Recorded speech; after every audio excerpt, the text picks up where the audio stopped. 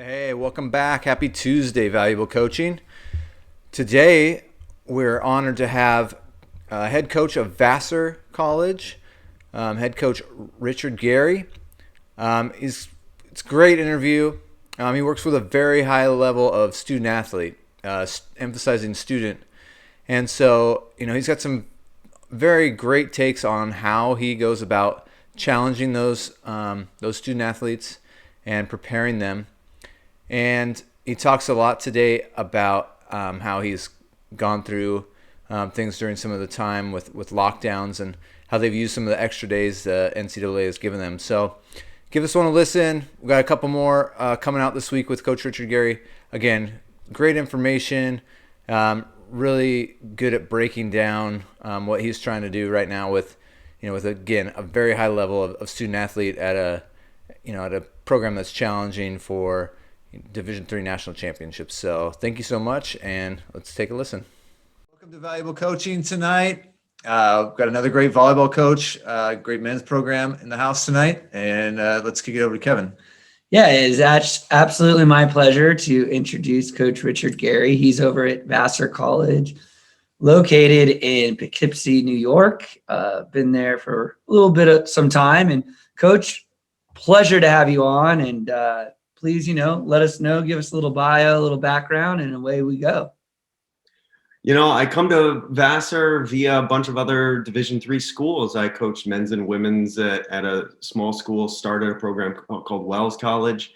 I had a little detour before that where I was over in the Netherlands coaching a bit. And then before that, I was at another D3 women's school, Hartwick College, also in New York. So my background is, been a passionate player of the game, but never played college ball, and, found some collegiate play in the UK when I went over there for grad school, and then kind of stayed in Europe for a little while and had some fun there, and then found my way into college coaching after that. So I've now been at Vassar 5 years, and this is home.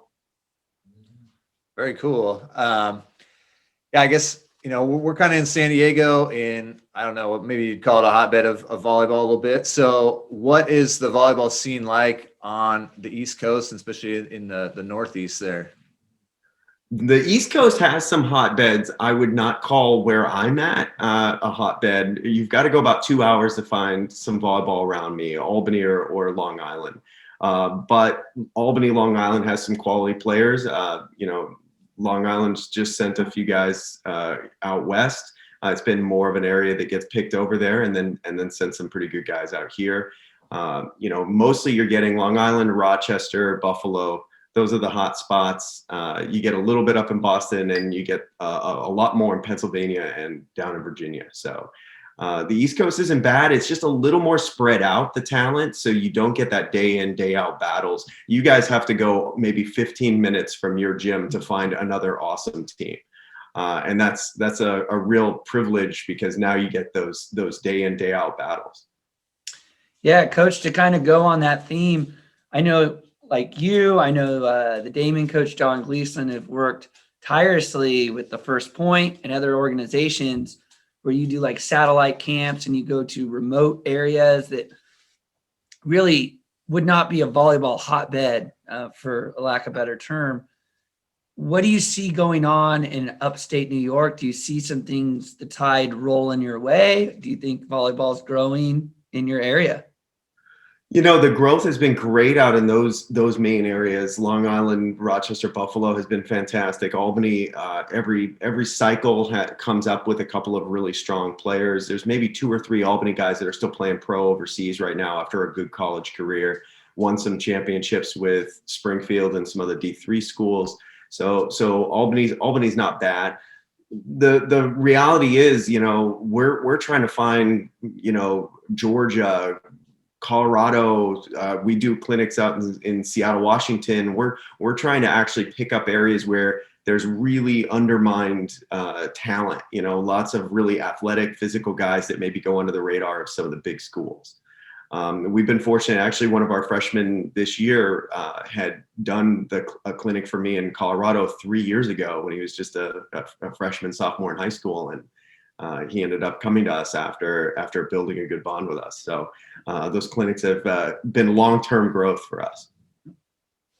That's really cool. Yeah, I mean, I didn't know much about it over there. I can remember back going to like junior nationals in Kentucky and having them just seem so confused by the fact that there's different weather in California than just sun and the beach. So it's cool to hear that it's growing out there and that there are so many places where men's volleyball is happening. I know I've seen some growth in Tennessee was an area where I was looking, and it seems like it's growing there too. So that's really great to hear. How do you go about, I mean, you just said you kind of scour the country a little bit for recruits, but what type of things do you look for in the recruits that you're going after? You know, the first thing that happened for me when I got to Vassar was we started looking at what is on the other rosters and what students are being attracted to the school. And 25-30% of our whole school is California kids. So there is just this appeal to students in California to come east to try something completely different. Vassar's got a kind of a nice niche because we're right on the train and you're right in New York City. So you can get to Grand Central Station super easy, but then when you come back, you're on a campus and you've got kind of a community and a sense of safety and security and people around you that care about it. So it's a really great mix of getting the wild city and a little bit of a volleyball paradise. So for us, when we looked at that, California became our hotbed. I spend usually a month out of the year every year in California recruiting, going to clubs and trying to hang out with coaches and kind of build those bonds. Beyond that, though, we're nationwide. We've got Florida, Georgia, Virginia, up and down the East Coast. We've got some Midwest, Chicago, always trying to get in the Midwest as well. Hard to get the Midwest kids to leave though, but so far California has been our main bread and butter, and probably 30-40% of our alums live there too. So they love watching us and put me up when I come out. I don't know if they love putting me up when I come out, but they definitely do. So it's great. Yeah, well, I've definitely put you up for a few nights when you've come out, which has been incredible, and we've had a good time. But, one thing I wanted to chat with you about, it seems like and this is good, you're competing with the Princetons and the Harvards for recruits, because whenever I'm talking to you about kids, that's where they're trying to land, or UC San Diego, which is a good thing.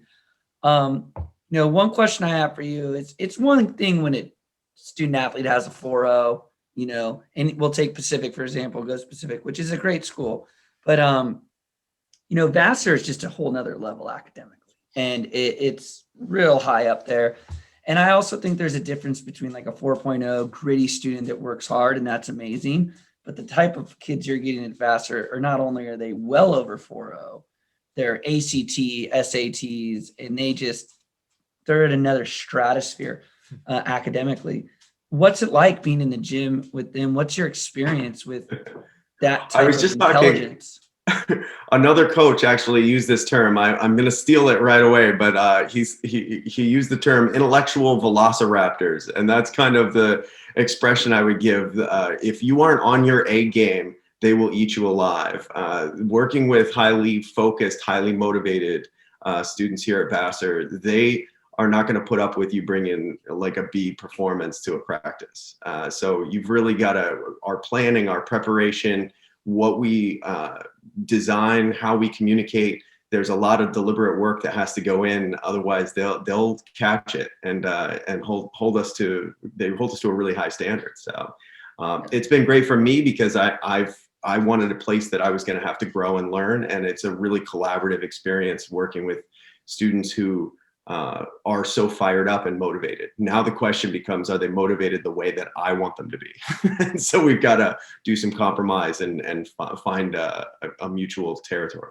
I think that's a very genuine, authentic, and fair answer, because, I've had some experience with that at Wave. As we're always pumping out a kid going to like MIT.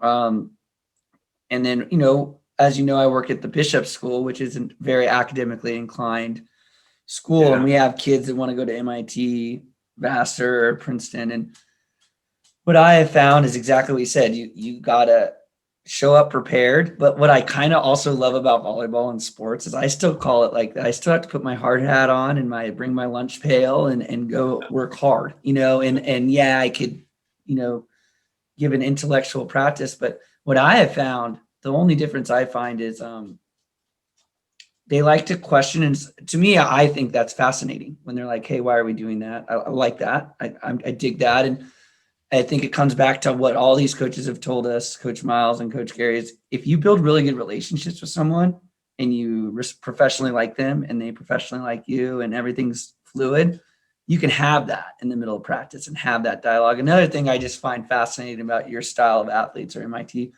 I love when they're so good with stats where I can just go, hey, give me the passing percentage, and they can just add. It's incredible. It's like they can add it up and get it right to the point, and you're like, is there a calculator? Was that right?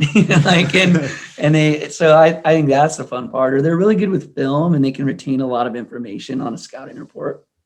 Have you had experience like that? This last period of COVID has been really interesting because we kind of started a project with the assistants where we're kind of questioning all our assumptions.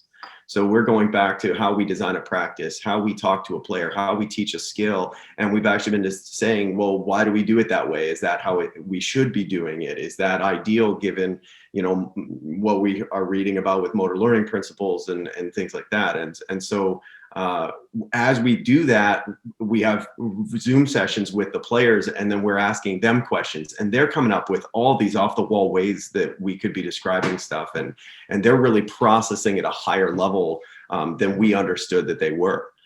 So it's been really great to see them kind of taking the ball and running with it on some of these things that we want to accomplish. We do scouting now in a very different way. We're doing, practice planning in a very different way, and they're embracing it. So it's been really good. If you bring them with you, these guys will go to a whole other place with it. So we showed them some mental training practices, and the next thing you know, we're coming in and they're already doing another gear of it. Oh, I found this online and I found that online that, accompanies the work you brought us. And now we're going someplace else with it. And it's been really fun to see them kind of off the leash that way. Yeah, that's really cool. I think too often so many coaches underestimate their players and the amount of information that they can take in, and then also the amount of feedback that they can give you. I know it's something that's been very valuable to me is to ask them, and sometimes they give you a funny look, like, "Wait, you're asking our opinion?" Yes, I definitely am, because I don't know everything. But obviously, I mean, you're working with some very smart young men. What types of things throughout COVID did you do to challenge them? I mean, I know you just said you kind of asked them to relook at some of this stuff, but were you going through a lot of film? Were you trying to take them through? Do you have them like weight training? What else was going on during COVID, and how tight were the lockdowns for you guys? I'd say there wasn't a lot of anything, because the most important thing for us was trying to meet them where they were. Everybody had different home lives. Everyone has different situations that allowed them to participate in different ways. So we've been really creating a lot of optional opportunities for them. We were very fortunate and unfortunate that the way our schedule worked this fall, we didn't get to compete or practice as much as we might have wanted to. So we had a lot of dates that we could use with the NCAA that we've just been able to plug in with the players. So they gave us extended time that we could do volleyball related stuff during this off season. Our strength coach creates some really great programs and worked with them on everything from body weight, if they had no equipment, to working with whatever their equipment was, and built some good programs. And then around that, we did a lot of stuff. I would say the hardest for them was probably, we did some vulnerability sessions that we saw in the convention with Kirsten Bernthal Booth, and probably them actually trying to open up to each other and be vulnerable with each other, and actually bond in ways where they have to communicate more, instead of just think about, well, what are we going to get done? How are we going to win? But actually talk about things that are challenges to them. That was an interesting session, and probably a little more difficult than talking to them about visualization or reading a hitter or something like that. Yeah. All right. That was a great portion of this interview today. It was great to get to know Coach Richard Gary during this interview time, and he is obviously working extremely hard to build these young men up and challenge them. And I think it reminds us all that as coaches, we sometimes do need a little pushback from our players. We obviously want them to be respectful about it, but we do want them to question us and ask why we're doing something, because I think that makes us as coaches think about it and think about how we can approach practice, how we can approach games, and it makes us better. So, the next time somebody asks you a question as a player, maybe, again, take a moment before you get too frustrated. I know I've been that way when people have asked, well, why are we doing it this way? There's times where I've thought, you know what? I don't know why we're doing it this way. Let's think about it and let's talk about it a little bit. So, let's go forward trying to continue to better ourselves, and let's allow some feedback and some two-way communication, again, in a respectful way going forward. Tomorrow we got more from Coach Gary here, and he really just elaborates about some of the advantages of going to Division III school, some of the differences between Vassar and some of the other small schools on the East Coast, and it's a great kind of eye-opening experience for people who have just experienced really West Coast volleyball, and so again, hopefully you'll stay tuned with us all throughout the week with this, and we look forward to sharing more with you. Hey, if you're looking for some great clothing, new logo, you need a great combination, go to onestoneapparel.com, onestoneapparel.com. They made us this awesome logo that fit better onto a great polo shirt, hoodie, and they got all kinds of different materials that you can choose from. So again, check them out, onestoneapparel.com.